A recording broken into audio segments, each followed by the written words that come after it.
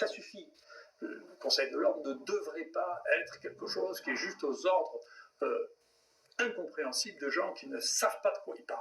C'est pas le Conseil de l'ordre qui va dire la science. Il est sorti un arrêté en décembre qui maintenant ça va être le Conseil de l'ordre qui va dire ce qui est scientifiquement établi. Mais vous rigolez, ce Conseil de l'ordre, prenez tous les gens qui sont là, vous les comparez à ce qu'ils ont fait dans leur vie par rapport à ce que j'ai fait dans la thérapeutique des maladies infectieuses. C'est eux qui vont me dire ce que je dois faire. Et j'espère bien que les confrères comprendront, c'est nous qui avons mis ces gens en place en les élisant. On va avoir des élections, il faut faire attention, il ne faut pas remettre les mêmes.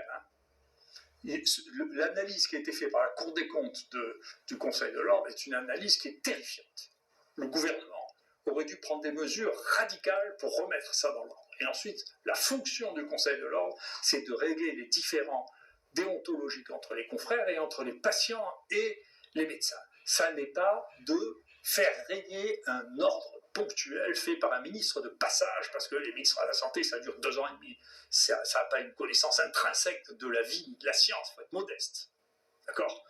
Et donc j'espère bien que ça s'arrêtera et qu'on pourra revenir à un monde normal dans lequel, face à une maladie, on va voir son médecin, les médecins doivent recevoir les malades en prenant les précautions pour ne pas être malades, et le gouvernement doit leur fournir les masques nécessaires pour pouvoir le faire.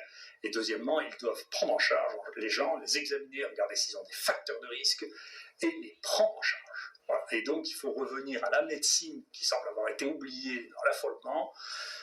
Et quant au risque et à la mortalité, écoutez, on verra, je vous en reparlerai, mais globalement, nous, les gens qui meurent ont en moyenne 80 ans, ce qui ne devrait pas changer d'une manière radicale. L'espérance de vie qui est déjà de 80 ans, donc on ne voit pas très bien comment ça changerait l'espérance de vie qui est de 80 ans si les gens qui ont 80 ans meurent. Bien sûr, si on peut prolonger leur vie, et c'est ce qu'on fait avec des moyens techniques aussi, l'Optiflow qui nous permet d'oxygéner les gens sans les envoyer en réanimation, tout ça, il faut nous servir de la technologie actuelle et de tous les moyens qui sont à notre disposition pour soigner les gens.